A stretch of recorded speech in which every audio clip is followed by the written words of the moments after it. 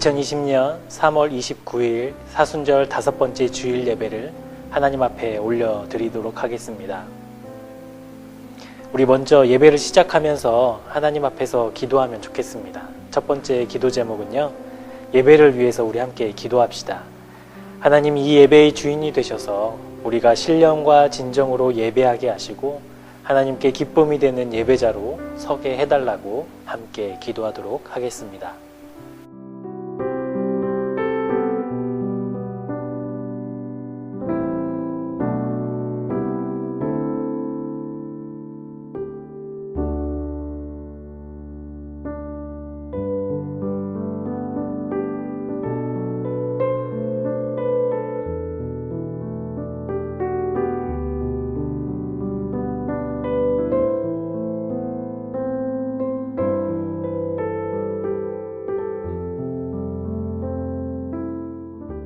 두 번째로 우리의 삶을 위해서 기도합시다. 듣고 보고 그렇게 끝나는 예배가 아니라 결단과 다짐이 우리의 삶으로 연결되어져서 말씀이 이끄는 우리의 삶이 되게 해달라고 우리 함께 기도합시다.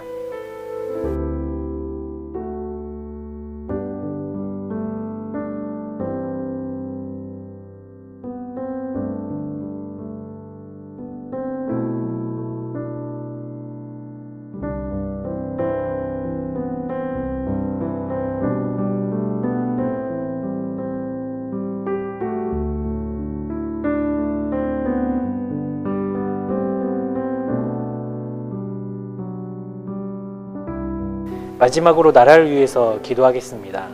코로나19 사태가 진정되지 않고 있습니다. 이 나라를 치유하시고 회복시켜달라고 함께 기도합시다. 우리나라뿐만 아니라 여러 나라가 어려움에 처해 있지요. 큰 혼란 속에 빠져 있습니다. 온 땅의 주인 되신 하나님께서 이 땅에 긍휼을 베풀어 달라고 우리 함께 기도하도록 하겠습니다.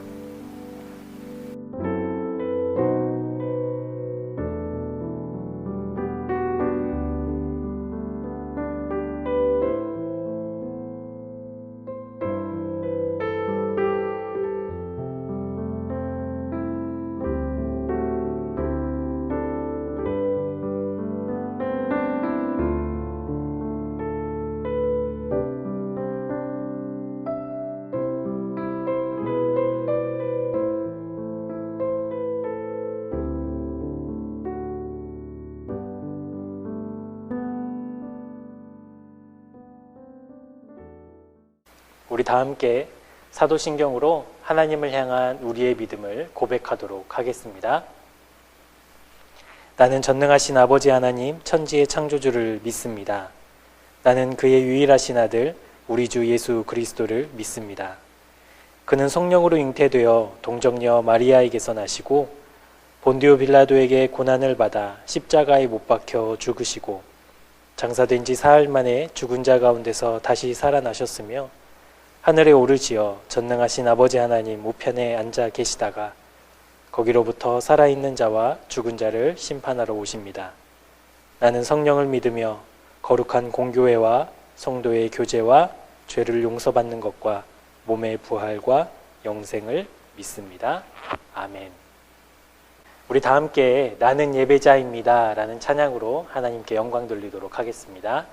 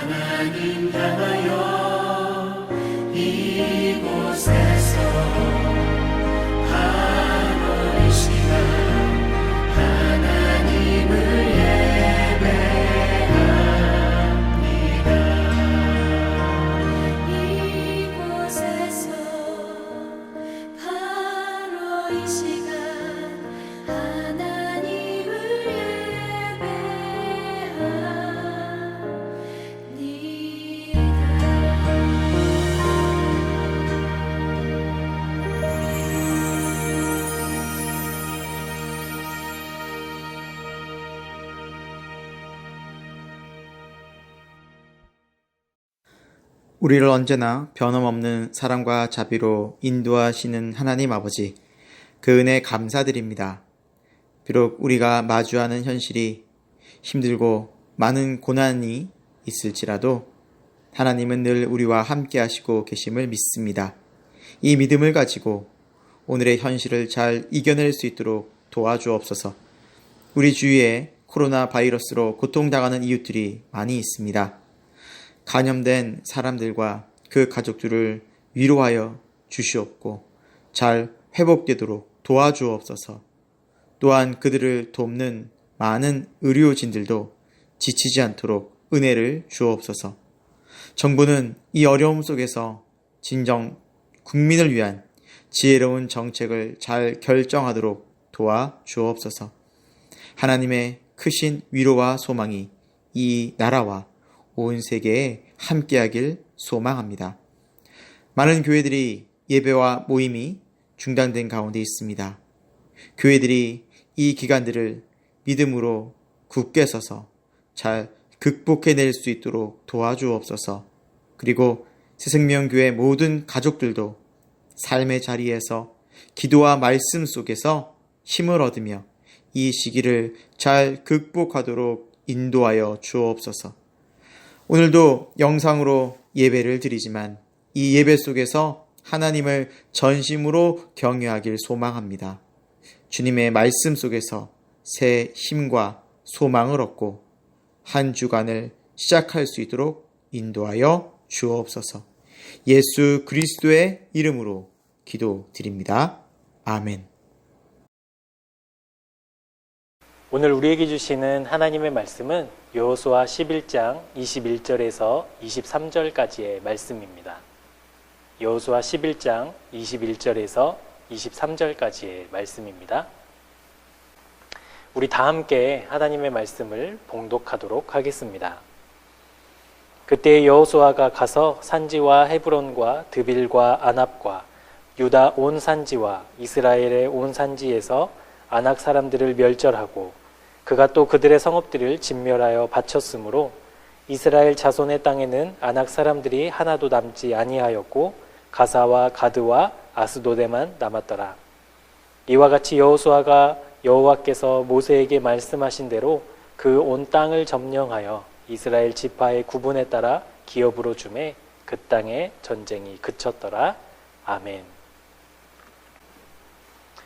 오늘 우리에게 주신 여호수아 11장 21절에서 23절 말씀을 가지고 작은 것을 넘어서기라는 제목으로 하나님의 말씀을 함께 나누도록 하겠습니다.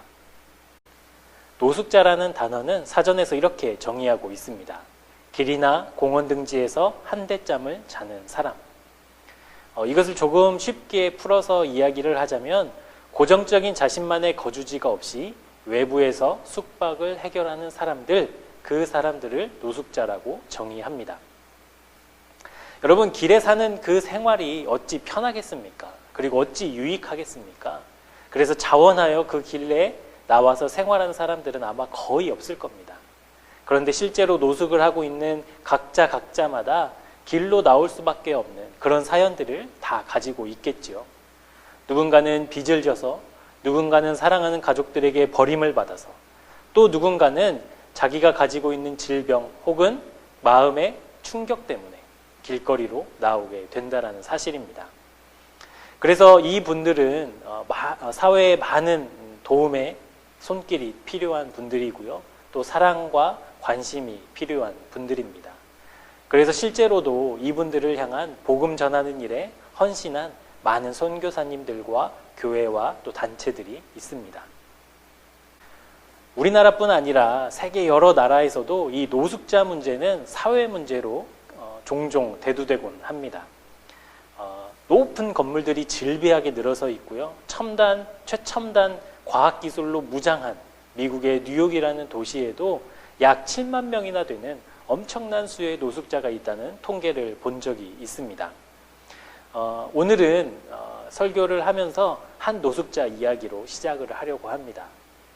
조금 더 정확하게 말씀드리자면 노숙자 이 한 사람이 경험한 일을 소개하고자 합니다. 스페인의 마요르카라는 도시가 있습니다. 그 도시에 사는 호세 안토니오라는 노숙자를 소개하고자 합니다. 이 사람은 25년 동안이나 길거리에서 살면서 일용직 주차 요원을 하던 그런 분이었어요. 하루 벌어서 하루 먹고 사는 그런 생활을 무려 25년이나 해왔던 것이죠. 그가 노숙자가 된 이유를 기자가 물었더니 자기가 우울증이 있었는데 그 우울증을 가지고 정상적인 사회생활을 할 수 없다. 그래서 내가 있을 수 있는 곳은 길거리밖에 없다. 라는 식의 이야기를 했었습니다. 그렇게 사회에서 정상적으로 생활을 하지 못하고 길거리에 나온 호세 안토니오는 25년 동안이나 주차요원의 일을 했다고 해요.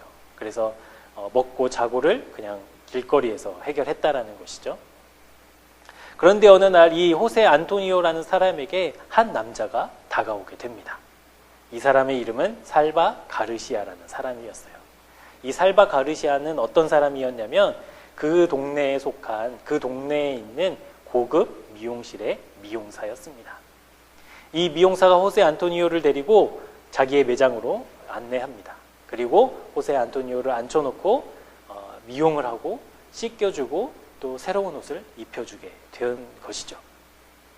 여러분 그럴 수 있지 않겠습니까? 이분이 돈이 없어서 그렇지 사실은 돈만 있다면 누구나 미용실에 가서 머리를 자르고 수염을 깎고 깨끗하게 단장을 하는 것 누구나 할 수 있는 일인 것이죠.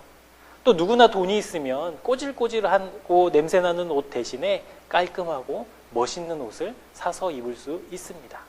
그 미용실에 가서 미용을 받고 옷을 갈아입는 일은 결코 특별하거나 놀라운 일이 아니라는 것이죠. 자기가 변화하는 모습을 볼 수 없게 살바 가르시아는 거울을 가렸습니다. 그리고 모든 작업이 다 끝난 뒤에 그 가림막을 걷어내자 호세 안토니오는 뜨거운 눈물을 흘리며 살바 가르시아를 꼭 안습니다.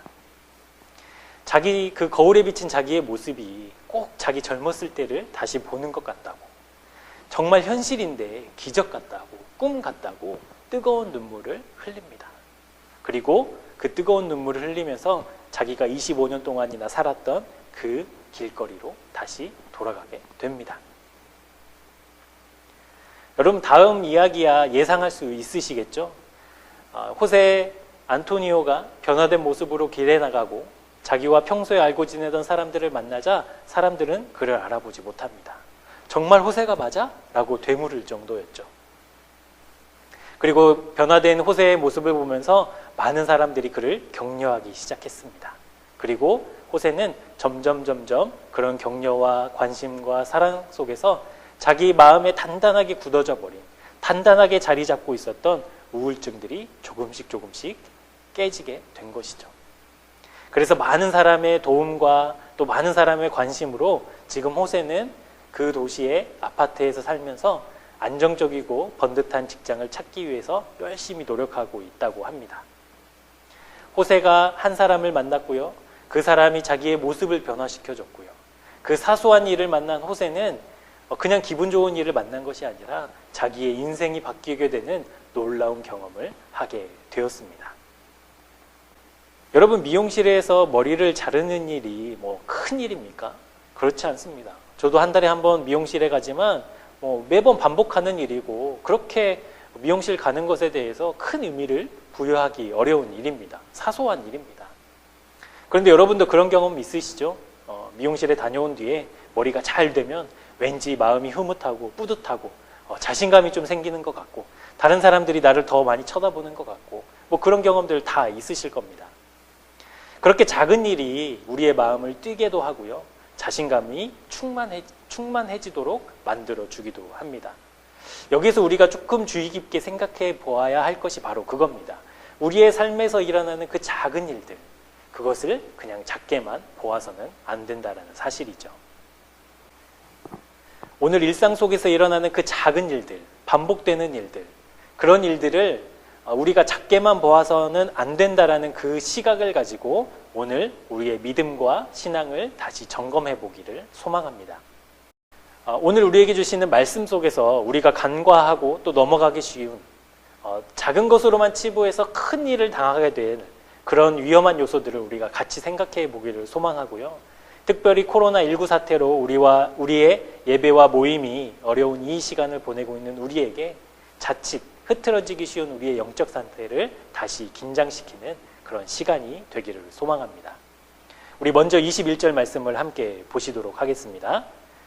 그때 여호수아가 가서 산지와 헤브론과 드빌과 아납과 유다 온 산지와 이스라엘의 온 산지에서 아낙 사람들을 멸절하고 그가 또 그들의 성읍들을 진멸하여 바쳤으므로.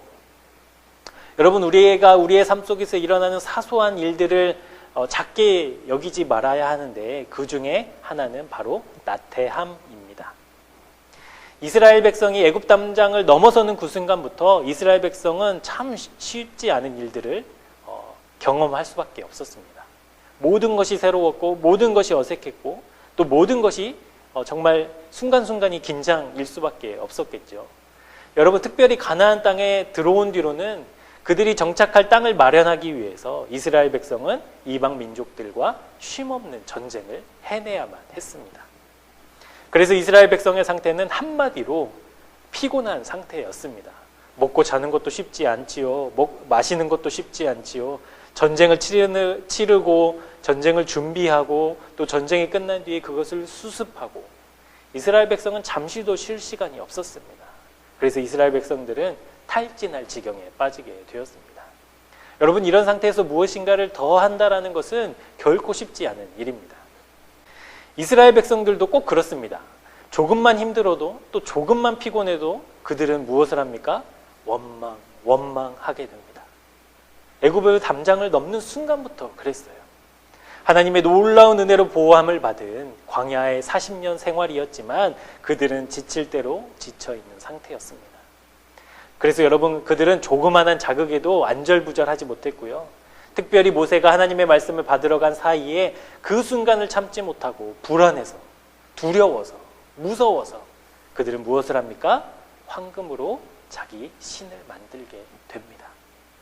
피곤하고 지칠 때, 무기력하고 우울할 때 우리는 잠시 쉼과 회복의 시간이 꼭 필요합니다. 우리는 한계를 가진 육체를 지니고 있기 때문에 그렇습니다. 우리의 모든 힘과 에너지를 쏟아내면 반드시 그것을 재충전해야 하는 시간이 필요하지요. 그래서 여러분, 쉼은 너무나 중요합니다. 그러나 그 쉼과 회복의 그 시간들이 자칫 잘못하면 그냥 사소한 것으로만 여기게 되면 나태함으로 연결되기 너무 쉽다는 데 문제가 있습니다. 여러분, 회복하려고 쉬었는데 그 회복에서 헤어나오지 못하는 거예요.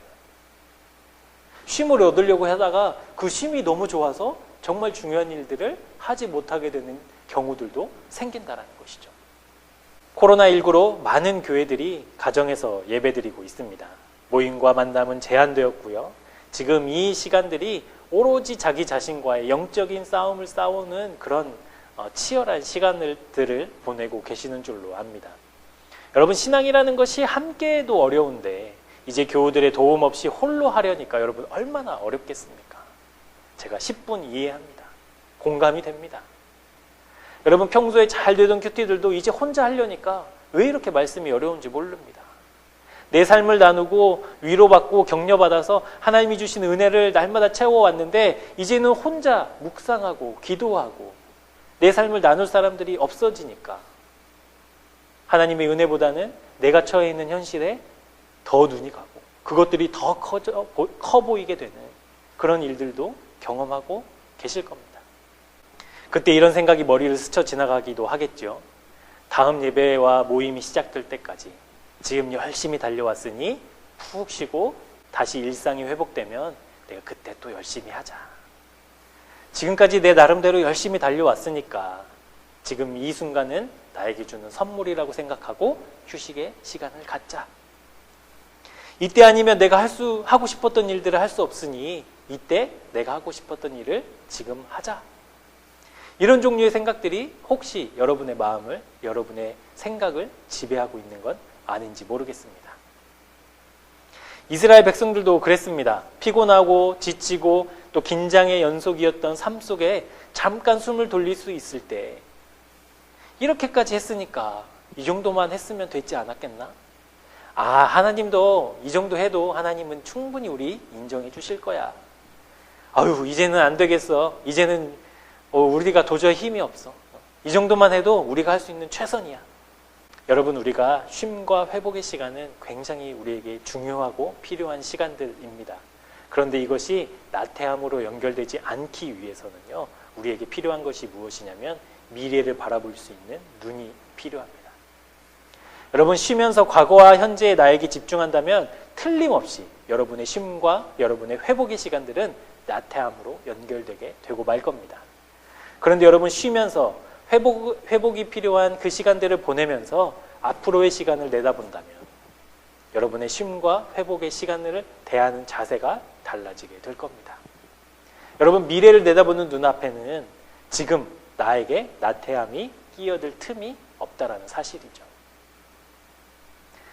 예를 들어서 지금 예배와 모임이 중단된 이 시간들 속에서 그래, 수고했어, 그동안 너무 고생했어 라고 생각하며 쉬는 사람과 지금의 이 시간을 어떻게 보내야 미래의 내가 어떤 모습으로 변화될까, 성장할까, 성숙해질까를 고민하는 사람과 그 태도와 그 시간을 보내는 모습이 여러분 다를 수밖에 없지 않겠습니까?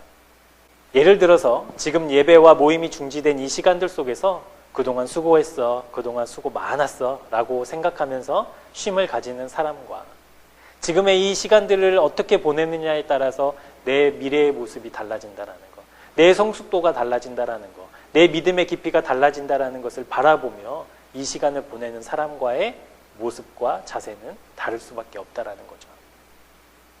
여러분, 신앙에서는, 영적인 영역에서는 공든탑이 종종 무너집니다.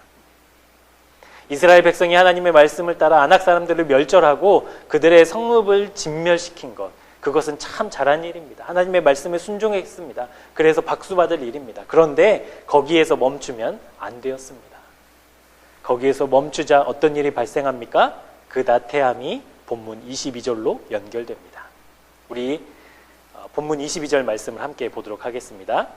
이스라엘 자손의 땅에는 아낙 사람들이 하나도 남지 아니하였고 가사와 가드와 아스도데만 남았더라. 여러분, 우리가 우리의 삶 속에서 일어나는 작은 일들을 작게만 보아서는 안 되는 두 번째 요소는 타협입니다. 오늘 본문 22절 말씀을 두 가지 가능성으로 좀 해석해 볼 수 있겠습니다. 첫 번째 가능성은 하나님의 말씀을 따라 그들의 땅에는 아낙 사람들이 남아있지 않았습니다. 그런데 여러분, 아낙 사람들의 입장에서 본다면 자기의 땅을 점령하러 온 이스라엘 백성을 피해하고 또 살아남아야 될 필요성이 있지 않았겠습니까? 그래서 아낙 사람들은 자기의 고향을 버리고 가드와 가사와 아스돗으로 피난했을 가능성이 있습니다. 그리고 그 인원들은 극소수에 불과했겠죠. 아낙 자손들은 살기 위해서 그들의 고향을 버리고 떠났습니다. 어쩔 수 없는 선택이었습니다. 고향을 떠나서 타지로 떠나는 그 뒷모습을 본 이스라엘 백성들은 어떤 생각을 했겠습니까? 저들도 살려고 하니, 저렇게 살려고 하니 우리가 너무 매몰차게 굴지는 말자. 저 모습을 보니 마음이 안쓰럽다. 저 사람들은 얼마나 불쌍한지 몰라. 이런 생각을 했을 수 있지 않았겠습니까? 여러분, 두 번째 가능성은 이런 거예요. 이스라엘 백성이 하나님의 명령대로, 말씀대로 가나안 땅을 점령하고 있는 중에 그들이 두려워하고 있던 아낙 자손들과의 전쟁에서 승승장구하고 있었습니다.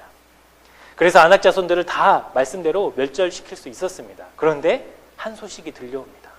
가사와 가드와 아스돗에는 아직 아낙 사람들이 남아있다라는 그런 첩보라는 것이죠. 그 소식을 전해들은 이스라엘 백성이 어떻게 반응했겠습니까? 그것을 알아봤어요. 실제로 가사와 가드와 아스돗으로 가보니까 그들이 존재하고 살고 있었다라는 거예요. 그런데 봤더니 별 볼 일이 없어 보였어요. 사람들도 많지도 않고 그저 안악자손이라는 명맥만 유지하고 있는 그런 사람들을 보게 된 겁니다.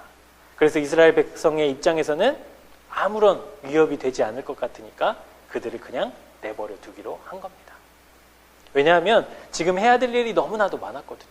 계속 정복해야 되고 계속 준비해야 되는 급박한 일들이 있었거든요. 그리고 더군다나 피곤하고 지쳐있는 상태였기 때문에 별 볼 일 없는 그냥 그저 그런 사람들, 그건 나중에 한번 처리해보자, 뭐 이렇게 하고 덮어 넘길 수도 있었다라는 사실이죠.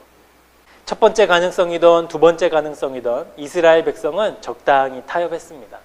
하나님의 말씀과 현실 사이에서, 그리고 하나님의 뜻과 인정 사이에서 그들은 적당히 타협했다라는 사실이에요. 여러분, 그 결과 어떻게 되었습니까? 가사라는 땅은 어떤 땅이 되었냐면 사사시대에 블레셋이 쳐들어와서 삼손을 잡아갑니다. 그리고 삼손을 붙잡아서 그들의 신인 다곤신 앞에 큰 제사가 열렸을 때 제주를 부리게 하자, 그렇게 조롱하던 땅이 바로 가사였습니다. 여러분, 가드는 우리가 잘 알고 있는 골리앗의 고향이었습니다. 여러분, 골리앗이 누구입니까? 그의 등장만으로도 이스라엘 백성이 벌벌 떠는 전쟁에 능한 장수였습니다. 그가 이스라엘 백성들 앞에서 전능하신 하나님을 능욕하고 조롱하고 하나님을 비방했던 사람이 바로 골리앗이죠. 그리고 그 골리앗이 장수로 자랄 수 있었던 땅이 바로 가드였다는 사실입니다. 마지막으로 아스돗은 사무엘 시대에 블레셋이 이스라엘과 전투를 벌여서 하나님의 궤를 빼앗아 아스돗으로 가져갑니다. 아스돗에 있는 다곤의 신전에 하나님의 궤를 갖다 놓자 어떤 일이 일어납니까? 다곤의 신이 여호와의 궤 앞에 꼬꾸라져서 목이 부러진 사건이 있었던 그곳이 바로 아스돗이었습니다. 이스라엘 백성은 적당히 타협했고요. 그 결과 두고두고 이스라엘 백성들에게 걸림돌이 되는 이방 도시로 성장하게 되었습니다. 여러분, 우리 마음에 찾아오는 적당한 타협점들이 혹시 점점 자라나서 우리의 믿음을 위협하는 요소가 되지 않는지 우리의 믿음을, 우리의 마음을 잘 살펴봐야 하겠습니다. 여러분, 나태함과 타협하는 그 순간 우리의 마음에 가사와 가드와 아스돗은 점점 힘을 키우게 되고 세력을 넓혀가게 될 겁니다. 그저 소수니까, 아직은 힘이 없어 보이니까 만만하게 봤다가 두고두고 이스라엘에게 가시와도 같은 존재가 되고 말았듯이 우리도 동일한 위협을 받을 수 있다는 사실이죠. 그러니 우리는 주님 앞에서 타협할 것이 없습니다. 사람들이 왜 기독교를 향해서 배타적이라고 공격해도 교회가 물러서지 않습니까? 타협을 하는 것은 진리가 아니기 때문입니다. 예수 그리스도를 무엇과 여러분 타협할 수 있겠습니까? 여러분의 구원, 나의 영원한 생명을 무엇과 바꿀 수 있겠습니까? 그럴 수 없습니다. 그러니 타협이 되지 않는 것이죠. 그리고 지금처럼 조금 여유 있고 시간이 있고 마음이 편안한 상태에서도 타협할 수 없는 것은 바로 우리의 경건 생활이어야 함을 믿습니다. 여러분, 그 하루하루가, 우리가 보내고 있는 하루하루가 하나님께 나아가는 계단이라 생각한다면 여러분, 그냥 그저 계속 쉬고 계속 여유만 부릴 수 없다라는 사실이죠. 오늘 하루 늦잠 자는 거, 오늘 하루 큐티 빼먹는 거, 오늘 하루 기도 생활을 게으르게 하는 거 별거 아닌 게 아닐 수 있다라는 거예요. 그냥 쉬는 게 아니라는 거예요. 여러분, 사탄이 우리를 그냥 내버려 두겠습니까? 편히 쉬고 재충전 잘하라고 하겠습니까? 그러지 않아요. 마지막으로 우리가 작은 것을 작게 보지 않기 위해서 우리는 어떻게 해야 되는가? 반복하고 복습해야 합니다. 여러분, 학창시절에 예습 복습이 얼마나 중요한지 귀에 못이 박히도록 듣지 않았습니까? 그런데 여러분, 학창시절에 여러분 그렇게 잘 하셨어요? 어렵죠. 저도 그런 경험이 거의 없는 것 같아요. 중요한 건 알겠는데 그게 그렇게 되기가 쉽지 않더라고요. 우리 본문 23절 말씀을 함께 보겠습니다. 이와 같이 여호수아가 여호와께서 모세에게 말씀하신 대로 그 온 땅을 점령하여 이스라엘 지파의 구분에 따라 기업으로 주매 그 땅의 전쟁이 그쳤더라. 여러분, 이스라엘 백성이 가나안에서 전쟁에서 승리하고 땅을 넓혀가는 그 모든 과정에 이스라엘 군대가 정말 많이 수고했죠. 애 많이 썼습니다. 그런데 그 전쟁의 주관자는 바로 누구입니까? 우리 하나님이시라는 사실이에요. 여러분 사무엘상 17장 47절 말씀을 우리 함께 보도록 하겠습니다. 또 여호와의 구원하심이 칼과 창에 있지 아니함을 이 무리에게 알게 하리라. 전쟁은 여호와께 속한 것인즉 그가 너희를 우리 손에 넘기시리라. 다윗의 이 위대한 고백. 전쟁이 누구에게 속한 것인가? 하나님께 속했다라는 이 선언이 바로 여러분 우리가 복습하고 반복해야 할 사실이라는 거예요. 이스라엘 백성들도 마찬가지고요. 그 위대했던 다윗 왕도 마찬가지고요. 자기의 힘과 능력과 계산을 따라가는 것이 아니라 하나님만 따라야 했습니다. 여러분 그것이 하나님의 백성이 살아가는 삶의 방식이에요. 그것이 그리스도인의 삶의 발자취예요. 하나님만 따라가는 것. 하나님만 인정하는 것. 비록 몇몇 지역에 소수 이방인들이 있었지만 결국 이스라엘 백성은 약속의 땅을 점령하고 지파별로 땅을 다 분배합니다. 그들은 원래 노예였어요. 땅도 없고 나라도 없는 떠돌이의 삶을 40년 동안 살았어요. 그리고 비로소 이제 정착하여 머물 수 있는 집이 생겼고요. 자기들이 먹고 살 수 있는 가축들을 기를 수 있는 땅이 생겼습니다. 여러분 그때 무슨 일이 벌어집니까? 어떤 일이 벌어집니까? 이 모든 일을 지휘했던 여호수아가 죽게 되자 이스라엘의 행동이 사사기 2장 10절에 나옵니다. 그 세대의 사람들도 다 그 조상들에게로 돌아갔고 그 후에 일어난 다른 세대는 여호와를 알지 못하여 여호와께서 이스라엘을 위하여 행하신 일도 알지 못하였더라. 여러분 이어지는 11절은 더 가관이에요. 이스라엘 자손이 여호와의 목전에 악을 행하여 바알들을 섬기며. 여러분 우리가 주님의 뜻 하나님의 말씀을 잊지 않고 반복하고 복습해야 하는 이유가 바로 여기에 있습니다. 여러분 배부르고 등 따시면 어떻게 돼요? 하나님 버려요. 하나님 생각하지 않는다고요. 우리는 그런 사람들입니다. 제가 고등부 사역할 때 아이들에게 설교할 그 예화가 필요해서 복권을 산 적이 있었습니다. 그래도 믿음은 있어서 1,000원어치만 딱 했어요. 한 줄. 그리고 토요일 저녁이 점점점 가까이 올수록 왠지 모르게 제 가슴이 뛰기 시작했습니다. 혹시나 1등이 되면 어떡하지? 이런 설레임 속에서 토요일 저녁을 기다렸어요. 그런데 그 설레어하는 중에 저에게 이런 질문이 하나 떠오르더라고요. 야, 너 만약에 로또 1등 되면 내일 설교하러 갈 거야? 너 만약에 로또 1등 되면 전도사 사역 계속 할 거야? 이 질문이 저에게 떠오르는 거예요. 그때 알았습니다. 하나님이 왜 저에게 1등이 당첨되게 않게 하시는지. 배부르고 등 따시면 하나님 버릴 것 같거든요. 그래서 하나님이 저에게 주시지 않아요. 여러분 우리는 우리의 상황이 조금 나아지면 기도가 잘 응답되면 무엇인가 고민이 무엇인가 걱정이 잘 해결되면 금방 나사가 풀려버리는 사람들입니다. 긴장의 끈을 놓아버려요. 여러분 학창시절에 그 뜨거웠던 수련회 많이 경험하시지 않았습니까? 근데 그 수련회의 은혜들이 3개월 이상을 가지 못하는 이유가 무엇이겠어요? 그 은혜가 가짜가 아니라는 거예요. 그런데도 왜 3개월을 가지 못해요? 복습하지 않아서 그렇습니다. 하나님이 주신 그 은혜를 날마다 기억해내지 않아서 그렇습니다. 연습하고 반복하고 기억하지 않아서 금방 식어져 버리는 거예요. 여러분 2년 전에 몸이 갑자기 좀 무겁기도 하고 뻐근해서 운동을 해야 되겠다 이런 생각이 들었어요. 그래서 점심시간에 오후 시간에 잠깐 짬을 내서 운동을 좀 해야 되겠다 해서 이제 운동을 시작했는데 예배당 안에서 마땅히 할 건 없지 않습니까? 그래서 이제 팔굽혀펴기를 좀 해보자 해서 바닥에 대고 팔굽혀펴기를 했는데요. 제가 5개를 못 하더라고요. 한 2개, 3개 하니까 팔이 떨려가지고 못 하겠더라고요. 그래서 제가 충격을 받았습니다. 그래서 그 다음 주에 인터넷으로 주문을 했어요. 그 팔굽혀펴기 하는 기구를 사다가 이제 한 2달 넘게 이렇게 연습했던 것 같아요. 그랬더니 한 5, 60개 정도는 이제 가뿐하게 할 수 있는 그런 상태가 되었죠. 그 뒤로 제가 팔굽혀펴기를 해본 적이 없거든요. 그래서 설교를 준비하다가 기억이 나서 지금 몇 개쯤이나 할까 하고 거실에서 한번 해봤더니 여러분 5개가 안 되더라고요. 힘들어요. 팔이 벌벌벌 떨리고. 여러분 반복하지 않으면요 금방 잊어버립니다. 여러분 복습하지 않으면요 실력이 늘지 않아요. 신앙도 그렇습니다.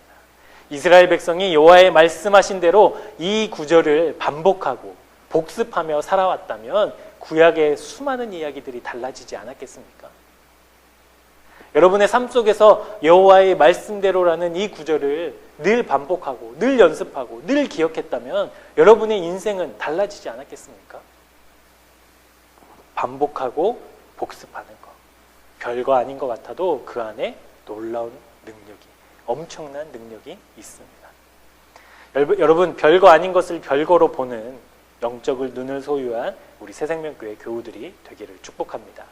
잠깐 쉬고자 하는 마음에서 시작된 것이 우리의 영적인 나태함으로 연결되지 않기를 여러분 기도했으면 좋겠어요. 이만큼 했으니까 됐지라는 자기만족에서 오는 그 적당한 타협점들을 깨뜨려버리고 하나님 앞에서는 이 타협이 통하지 않는다라는 결단과 다짐으로 여러분 나아갔으면 좋겠어요.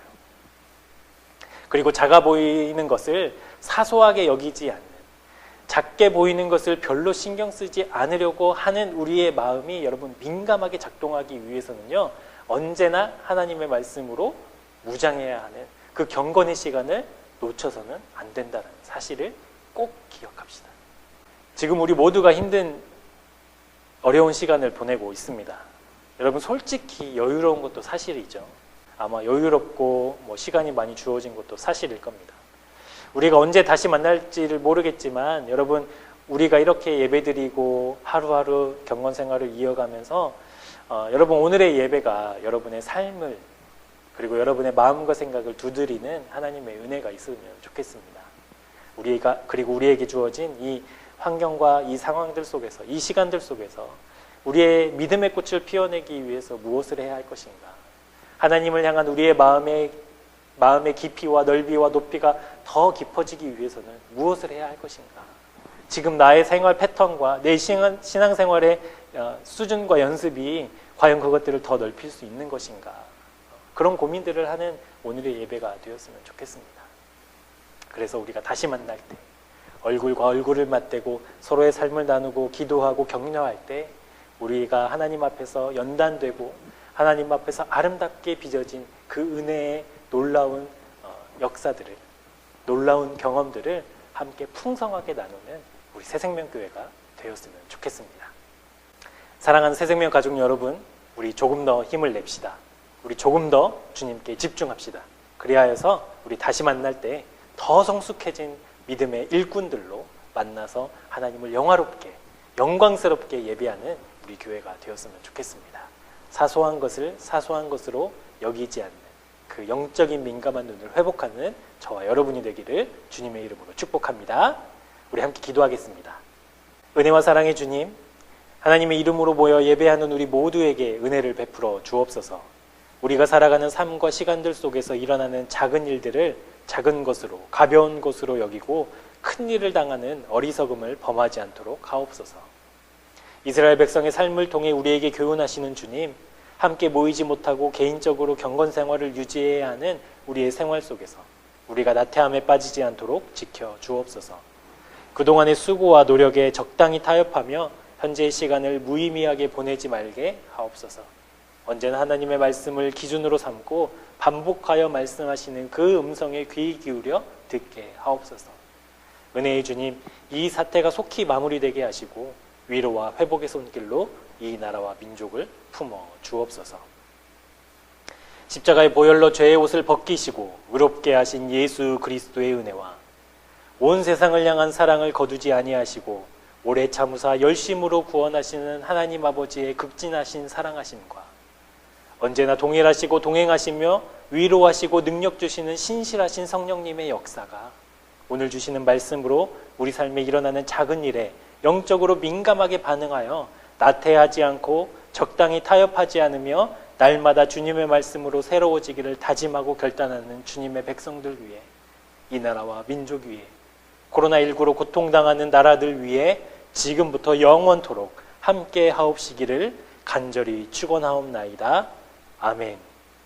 주와 다시 걸으리 주와 함께 걷는 길 기쁨이네 주와 다시 걸으리 주의 사랑 내 영혼 만족해 주와 다시